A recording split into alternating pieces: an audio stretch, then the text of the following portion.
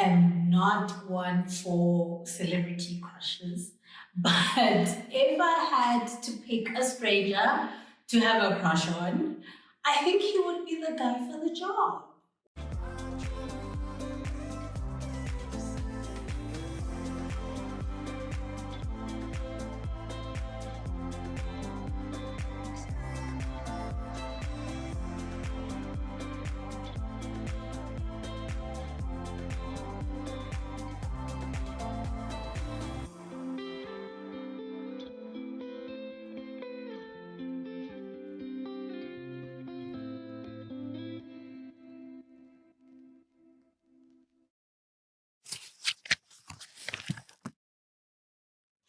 So the book I was reading this month is Vusi Thembekwayo's 2018 nonfiction called Vusi, Business and Life Lessons from a Black Dragon.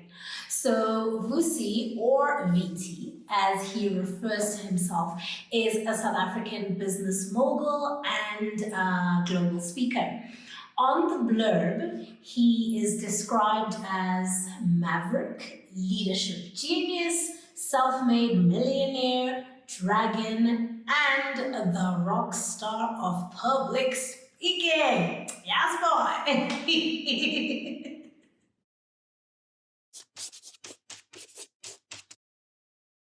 So I chose this book because I'm inspired by how powerful Vusi is, but I'm not referring to the corner office type of power, which he has, that whole big boss vibe. I'm referring more to how he just oozes personal power and this unequivocal ownership of himself. When I first bought the book, I didn't realize how small it would be. It's about 138 pages with a sizable font. But I soon got over that because having watched him speak, I noted how he has this almost uncanny ability to just drive a point home so concisely and with such precision. When I first inspected the book, I noticed that there were some pages that were like an icy white as opposed to the more yellow, like kind of white of the rest of the book. And then I thought it was a printing error, but then I opened it and it's actually pictures of himself, one where he's 3 years old in 1988, and of course some power poses, and of course a picture of where he's laughing. You should Google Vusi's laugh, guys, it's a lot. But I think the one that resonated with me the most is the one on, okay, I don't know what page this is, but yeah, this picture.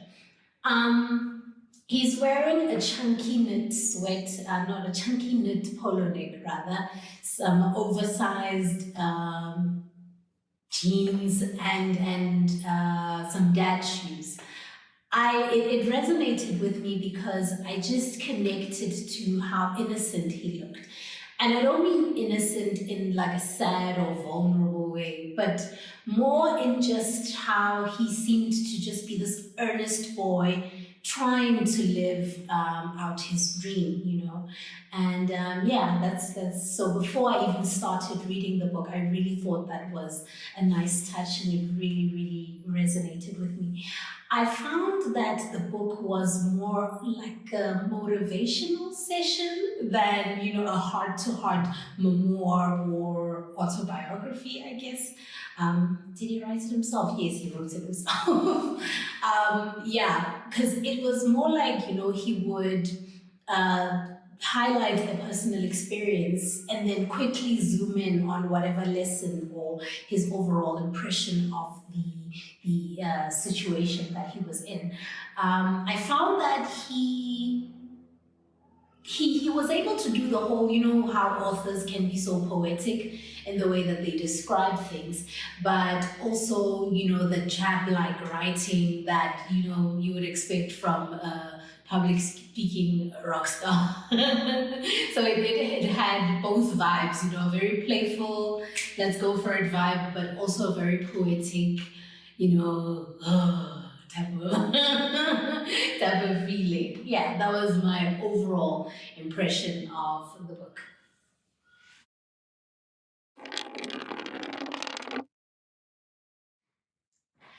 So I'm about to read an excerpt from the book, page 23 to be precise.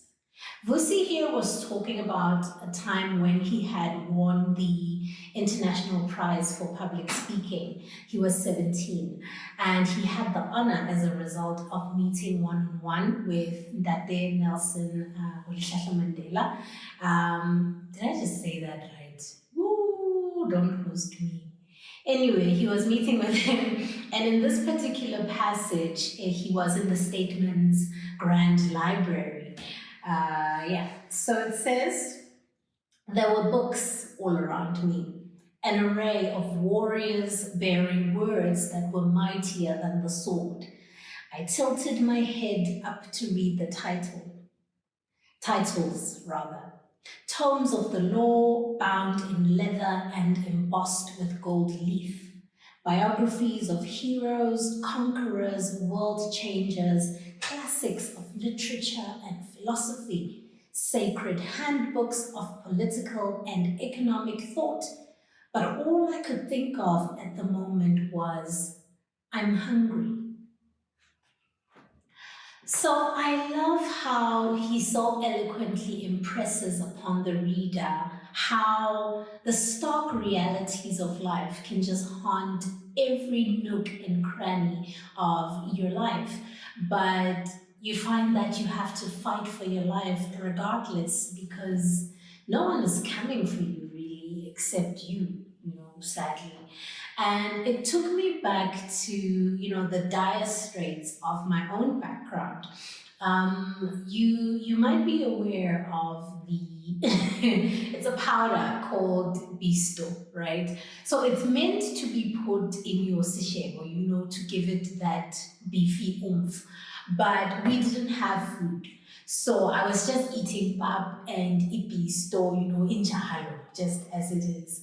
And I can still connect to how horrible it tasted, but I didn't have a choice because I was either going to eat this deplorable meal or I was going to starve, And I remember just feeling so heartbroken, but regardless, eventually, with sheer determination, my father's hands-on approach with my academics, and my mother's willingness to just face, whatever storm threatened us, I managed to matriculate with 4 distinctions and university entrance exemption. You know what I mean?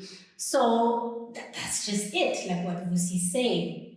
Show your best at your worst.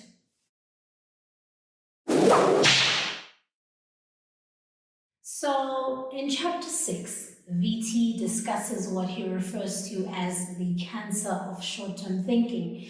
And here he describes how one's environment can really stymie and sort of hamstring your sense of what is possible to strive for and achieve in the world.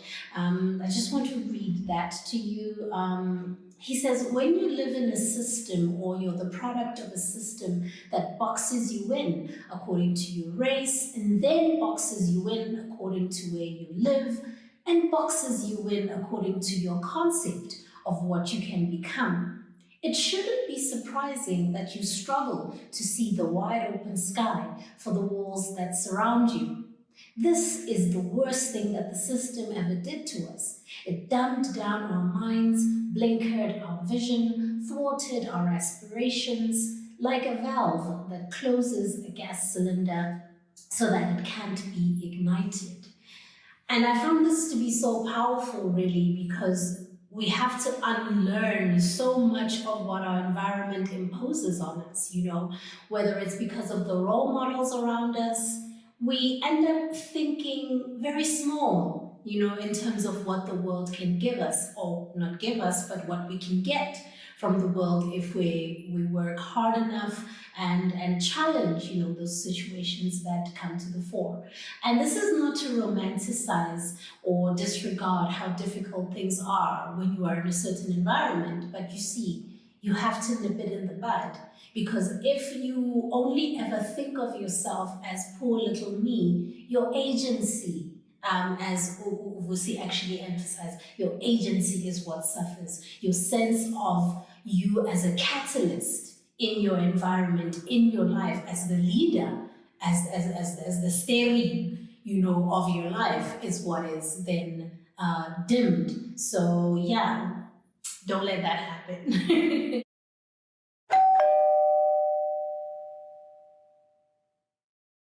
So guys, just to close off this video, this past year or so has been really tough on the human race. People have lost their lives. People have lost loved ones. People are without jobs. So much has happened, so much is happening, and so much is still going to happen. But the bottom line is that the world is changing. And I feel like this quote from Vusi is really just an apt way to round this off. To stay the way you are in a world that keeps changing is to invite the future to leave you behind. I hope you had a wonderful time with me today. Chat to you next time and keep well. Shop, shop.